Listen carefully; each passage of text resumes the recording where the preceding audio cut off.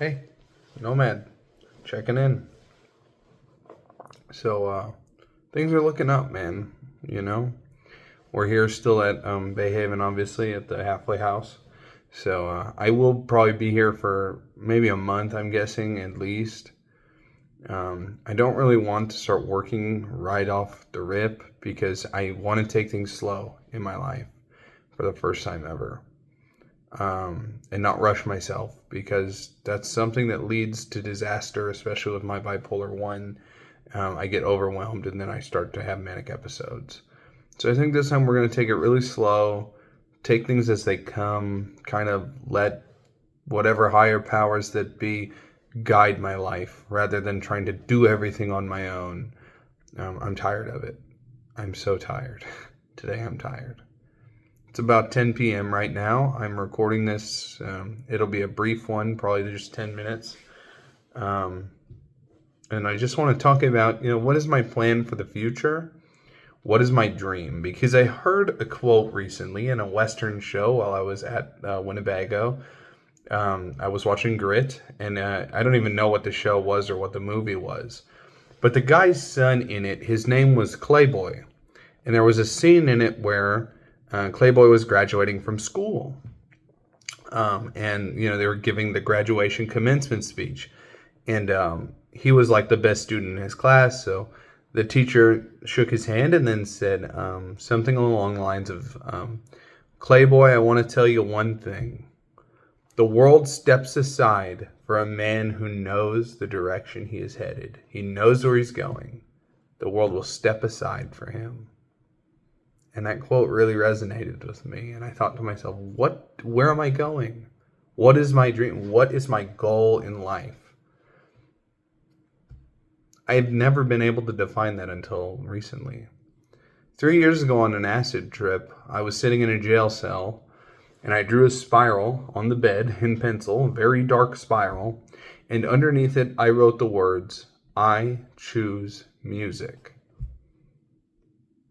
So what did that mean? I had no fucking clue back then. I just knew it was something music. That's what I need to do. And I think LSD and psychedelics, they're a window into your soul. They're a window into who you really are. So the fact that I did that while tripping absolute sack in a jail cell tells me that is my calling. So I think this channel might be switching a little towards music and not so much van life. And I'm okay with that, It's my life. I can do one thing at a time and try things. I probably will still end up doing van life shit because my goal is to get the van really fixed up, all the suspension stuff, working my ass off this year, and then still doing like a country tour, but slowly. Maybe a month at a crack, just going out and touring some other spot of the country when I have enough money. Because I really want to start making money on content and online stuff. That way I have extra money and I have a safety net. So my goals are, I want to continue to work on music stuff and have a huge backlog of shit that's not officially released, not licensed, nothing is like officially out there.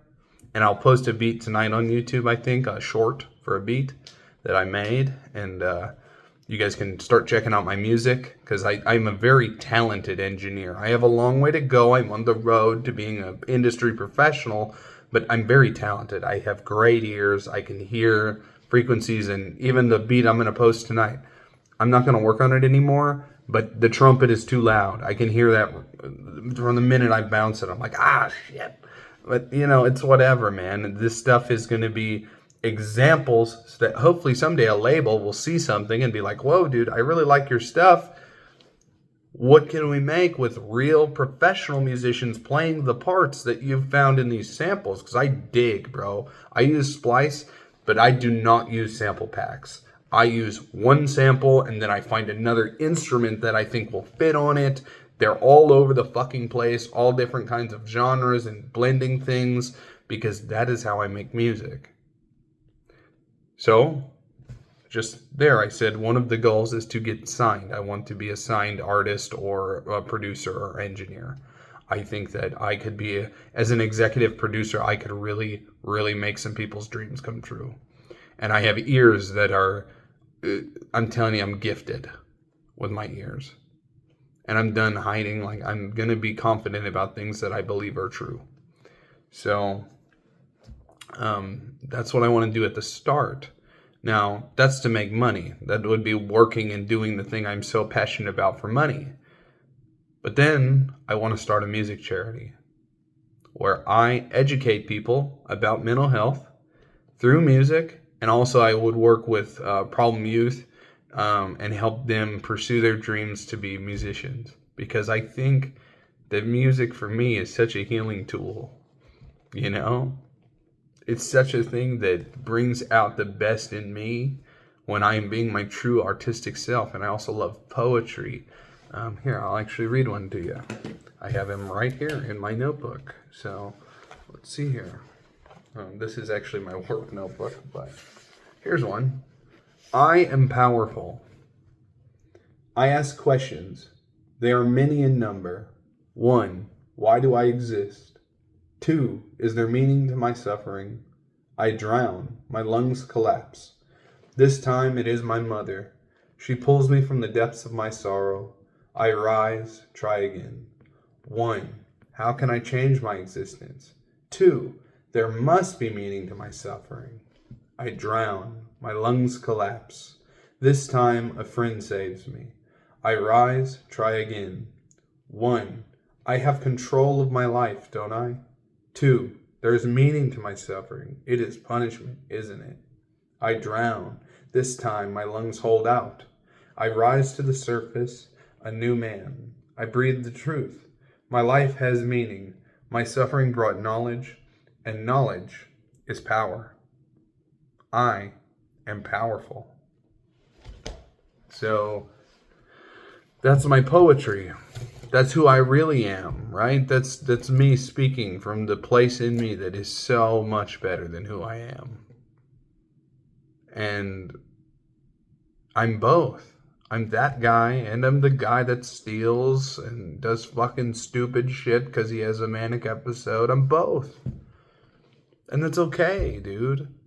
It's not okay to do those things, but it's okay that I've done them. And I want to forgive myself for that. Because if I sit there and hate myself, I am just making everything worse. So that's something I would like to say to you all. If you have done shit that you regret, forgive yourself and try to just be better. Try again. Get back on the horse. Try again. Oh, you fucking bucked you off. Get back on him. Try again. Because the minute you give up, that's when you're a loser. And you're not a loser. But you can lose in life if you don't try. And I think there's a lot of people that have given up in this country. And that makes me sad. I don't like it. So, we're just going to get to the 10-minute mark. Maybe, thinking about stuff. But, yeah. So that's the dream, right? We want to educate the world about mental health and destigmatize that stuff and help kids that are in the same boat I was in as a kid become better versions of themselves because they're great. Kids are so fucking innocent, man. And they get tainted by this world and this country and being misunderstood or traumatized or abused. And I would love to work with foster kids because I was one. And I just want to teach the world how to be better. How to treat one another with more dignity and respect because I'm getting fucking good at it. You should see the way I light people up nowadays, man. There's a client here, I'm not going to say too much, but she's, a little slow. And so her parents come and visit her every day. Every day they come here. Now I'm going to go over 10 minutes. And they come see her. Because, I wish my family would do that for me. Holy shit. And I've been talking them up, dude. And today I was playing my guitar in the living area. And her mom was like, man, I really want to hear him play in here. And she came out and got me. And I went in there and I was chatting them up. And, I was telling them about my life, dude. I felt so fucking heard by these strangers. I mean, just people, because I was being so nice to them. And I'm nice to everyone. I mean, on my best days, you could be a total jerk to me. I'm still nice to you. And if you're going to keep being a jerk, I'll walk away. I mean, I'm not going to keep talking to you, but that's me also being nice. Because if you're that much of an ass, then that probably means you don't want to be talked to, right? So I'm reading that sign and saying, okay, that's good. And when they left today, and I've talked to them 2 days now, she said, I see you. And I thought, wow, what a compliment. What a compliment. I see you? I don't think I've ever heard those words come out of a stranger's mouth, man. And it lit me up. And I was lighting her up. I was joking about how Puerto Rican women are crazy, and they get loud and angry. And I used to date a Puerto Rican chick, and we'd get in yelling matches at each other a little bit. So, that's how it is, dude. Stereotypes are funny, but only when they're taken lightly. I mean, you can't do stereotypes if you're going to be serious about them. That's called being prejudiced. I use them for comedy. Words like the loony bin, and, it's comedy. Because laughing shit off is how I've survived. But at the same time, I'm realizing there's a balance that can be struck between laughing things off, taking it seriously, because it can hurt people. And if I ever tell a joke that is offensive, and somebody tells me, dude, that's an offensive joke, oh my God, I'm so sorry. It wasn't coming from that place. I promise. I'll never kid around with you like that again. That's how you react. People need to stop digging in their heels and start flowing like water, like Bruce Lee or Spike Spiegel, my profile picture. If you can tell you are hurting another human being, in my personal opinion, every major religion says it's all one. You're just hurting yourself. Because we're all connected. And nobody likes being hurt. You can't always make them happy, but you can be apologetic when you don't make someone happy. Because that should be your goal, right? To brighten people's days. And if you're darkening them, you're doing something wrong. But hey, it's a learning experience, But I'm very tired. I barely got any sleep last night, like 2 hours, because I couldn't fall asleep. But tonight I think I'm going to get good rest. I'm in a great mood, so yeah, 13 minutes. Nomad signing off, dude. Have a good night.